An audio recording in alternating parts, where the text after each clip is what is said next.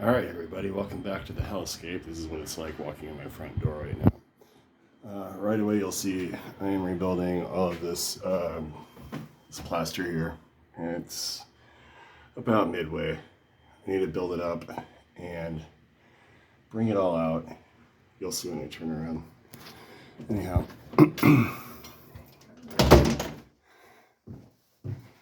This is all sheetrock. It's all 5/8. 10-12 foot sheets, I forget. It's pretty long. Anyway, those are just sitting here in my hallway. They're going to become my bathroom and my kitchen, ceiling, walls, all that. But as you can see, like right here, when you're looking at that, like there's a radius. So I'm trying to smooth that out. You can see it better like that. You see that? It's gross. Anyhow, all of this too. So what I gotta do is right here, all these blue dots that are in a level line. I set up a laser and marked all the studs. What I'm gonna do is just lay a piece of ply over here and make that a scaffold so I can reach the top and do the ceiling on over to this wall here. So back to that, that's where that sits. That was a mess, I ain't gonna lie. I'm gonna show you in a second. I've got just a ton of hours in just fixing the ceiling, fixing just this section of the ceiling. The other half of the hallway has yet to be done. Like I gotta get scaffold and all that so I can reach it and do it comfortably, but that shouldn't take too long. And right now I'm about to paint. That's primer. And you wouldn't believe how long it took to find a tool that size conjoined.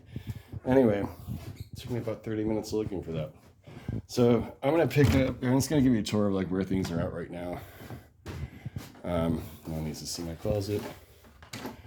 But this room I did a couple of years ago now, but if you look real close, like there is a crack going diagonally. And I just plastered that. That wall alone took me probably 30 hours. And if not longer, just to get that plastered. There's like 6 foot hole in diameter in that wall. Anyway, so, pardon the leather cleaner. It's waiting for me to treat the couch. Anyway, here's this room, and the ceiling really came out nice in here. As did all the plaster. Like I worked my ass off on this room and got all the plaster and like took all the wood down to its original redwood finish. That is another project for another day to actually come back in here. I'll do that in the end after like everything, the rest of the house is done. I'll come back and actually treat these doors and make them look all natural. Anyhow, so this is basically set up for like an Airbnb right out of the gate, like, or just if I have a house guest. Nobody wants to stay here because this house looks like shit right now, and it's not going to be rented anytime soon. So this room is getting painted today. That is a long time coming. That section over there is the last of it, but I spent probably 80 hours just on that alcove between the window and the mantle. Like, I'm not kidding you. Repaired all of the ceiling, as you can tell. It's just, this one actually wasn't that bad compared to like the one next door in the green room.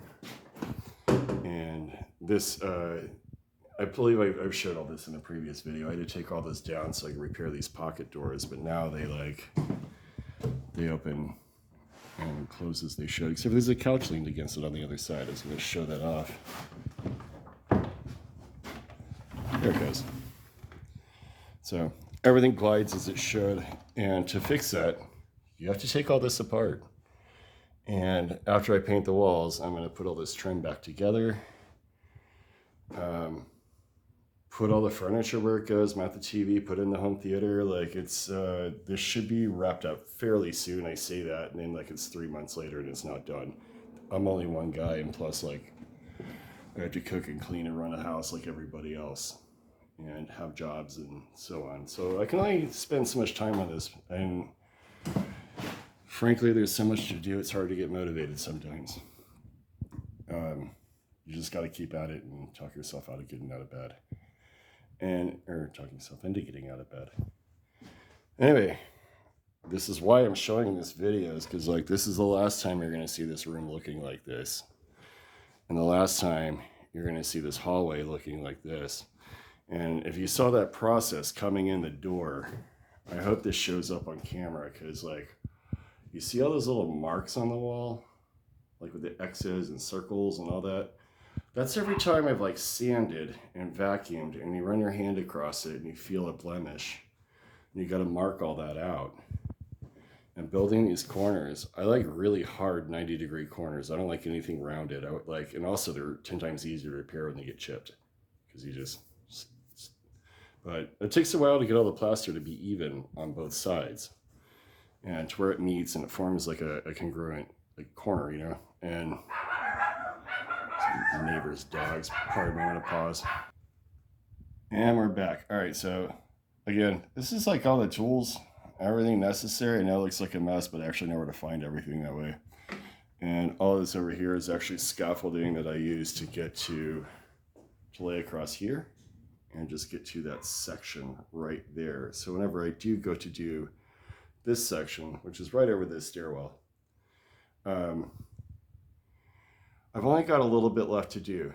All the stuff that's pink and doesn't have plaster on it, that's all I've got left to do, and the ceiling is actually fine over there. So there's no real major ceiling repair to do. I just need to lay a scaffold down, smooth these walls out, and I might even say F it and just paint it like it is, because like there's no major cracks in the wall or anything, and also I can reach everything I need from there. So I still need a scaffold to be able to like reach over there and just get a brush and trim it and stuff like that too. So yeah, either way, I've got to put a scaffold. Anyway, so you may remember there's a giant hole right there where the old flume went in. And whenever the plumber came in, I had him remove the gas line that fed the furnace here, went through, went over the doorway and around the wall and through and into the shower room. I'm not going to show the bathrooms yet right now in this video, because they're roughly the same as they were on the last one. But anyway, again, with all these marks, like just all over the wall, just this took, I don't know, at least 10 passes of plaster to get everything even. When you run your hand on this, it feels like marble. It's actually a shame to paint it, but I can't have it all be like a multiple color. It looks like patchwork. But this is just smooth as glass. And all these doorways are fucked up. I'm sorry, pardon my language, but like they're just, at one point somebody went crazy about like a decade ago and just kicked every door and put a seam, splintered them. Every door in the house is like that. Like, that one's not that bad, but literally every door, closet doors, hallway doors, everything but the pocket doors, and I think they were just too tough to be kicked. Anyway, so this is basically what's about to happen today. I've got my paint ready and everything, and this whole hallway from the kitchen to the green room is getting painted right now.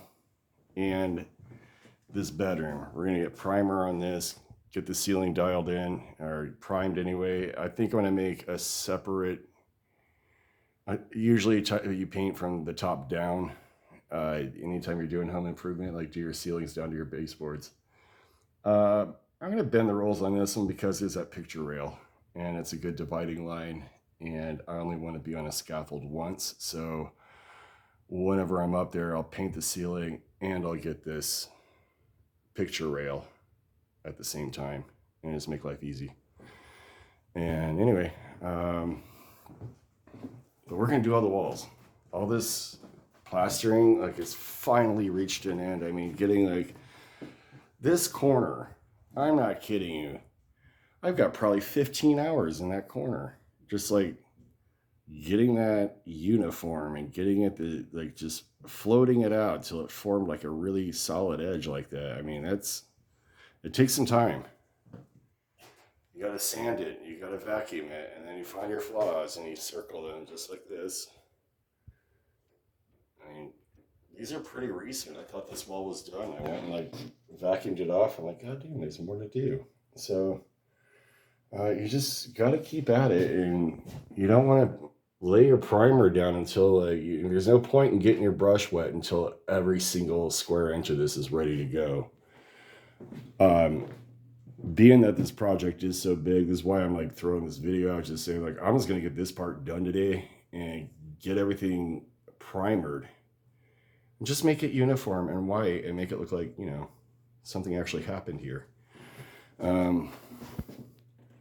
Kitchen. The only thing that's really happened is I put in this island, and that was like just something I scored off Marketplace. The kitchen still pretty much remains the same. I emptied all of that a while back, and I threw a few knickknacks in there, like my plant that doesn't like too much sun, and weed and papers, and just like knickknacks around the kitchen you need to have. And the ceiling is still going to come down. This wall I mentioned before, it's going to come out even with the edge of this door, and I know it's going to throw off the aesthetic of this doorway, but that's just got to happen like that because I need this wall to be deep enough to put a door over that water heater and have an access point for it, like if it ever needs replaced or if it needs serviced. And I doubt it's going to need service. My plumber did some really, really beautiful work on that, and that's all just new lines all the way through, and the only thing I can feel is probably the unit itself, but like the gas lines are all new and it's tightly sealed and everything. So when this wall comes out, it'll come out even with your average counter depth. So that needs to happen anyways. It needs to just come out 6 inches. And of course you got my ever beloved plaster that I hate so much, just sitting here waiting to go, but it needs pretty walls in the end. So my dishwasher crapped out on me again. That one, I have the old one in the pantry, so nothing's really changed here. The only thing I have done is I've set up a laser going from, let me back up a bit, this doorway here to that one there and there. And that way, I just went ahead and I drew up blueprints so that it's kind of got a feng shui to it, where you just like walk in and you have like nothing in the way between these two lines, and that's like going to be your pathway through the kitchen. And I've marked on the floor here, hard to see it, but there's a scribe with a radius on it, and it goes over to the blue tape, and that's how wide my built-in island is going to be. This thing's going to be really cool. I'm like, again, when this wall gets built, I'm going to put in some cabinets that are recessed in that wall and have like, you know, just cabinet doors and everything. Like probably, I might go as high as to the ceiling with it just because I can, but it might look tacky. We'll build it, we'll see. And then when it meets the island, it's going to have like electricity, like a port to charge your phone and everything like that. So that's going to be cool. That's just down the line. I'd love to have that done by the end of this summer, but dude, I say that and then like, dude, life happens. So washer and dryer, as put in the previous video, these still work gorgeously. I love it. There's nothing like having your own washer and dryer in the house. I picked up this fridge. It's too big. And I put it there because that's where I wanted it to go. And I decided that it's one, too big, and I don't like it shaking next to the washer and dryer. I think it's just bad for the compressor. So those are just magnetic doors that's stuck on there. I haven't even bothered to bolt them in place because I'm just going to take it out and give it away or sell it or whatever. Probably just give it away or donate it or throw it out. I don't really care. I built that wall actually. Why this house is built the way it is with these diagonal entries is that when this house is built, this door went into the dining room that is now the recording studio. And you had it so servants could enter this way through this door, come around, exit that door and enter this door. And both of these doors had a dual hinge on it and just sway both ways. So that's all gone now. That door wasn't there when I moved in. Fortunately, the transom window is still there. But this is kind of neat. And the room adjoining, this is Peter's bedroom, so I can't like show it off on camera because it's not my business. But like, so here's the studio. Everybody's going to come in. And then you've got these pocket doors that lead into basically like what I can only assume is like a cigar and brandy room that adjoins this dining. So anyway, you have this whole, I think this is like your prep area, or maybe this is like the cook area. I'm not really sure. But these are the grates that go in here. I'm going to demo all this out, and I hate to do that because this is a piece of history, but this is what refrigeration was like. There's a chase, is what they call it architecturally, that goes, it's just a squirt. Sorry, 1 second. So anyway, there's a square tube, basically, that is hollow, and it goes all the way down to the basement, and it feeds the unit below me, my unit here, and it goes up to the unit upstairs, and there's a ventilation up on the roof. And what that did was it creates like a natural refrigeration. I mean, you got air going through there. It's about 40, 50 degrees from the basement. And why that's not, that kind of passes as refrigeration for certain things. I wouldn't keep meat in there, obviously, but you definitely keep your meat and vegetables, your fruits and vegetables and anything but like meat, obviously. And back then, they would actually use ice blocks and import those, and people just kept it in hay or sand or whatever they could and keep it dry or cold for the winter. Anyway, so back to this side of the hallway. This right here is the dividing line. This is where this needs some love, and it's not really that bad. I know it looks kind of shitty, but that's something like well in my wheelhouse after dealing with everything else, the plaster falling apart. It is nothing like, say, my kitchen ceiling that completely wants to fall on itself. So like anyway, I'm gonna go ahead, paint all this today, get that done, and I'll go ahead and prime the ceilings, I think, or I could wait on that. I think I'm just gonna do walls today and do ceilings down the line. And anyway, that's what's up right now. I know it doesn't look like a lot's happened, but you have no idea how many weeks and weeks and weeks and weeks and weeks that this plaster takes.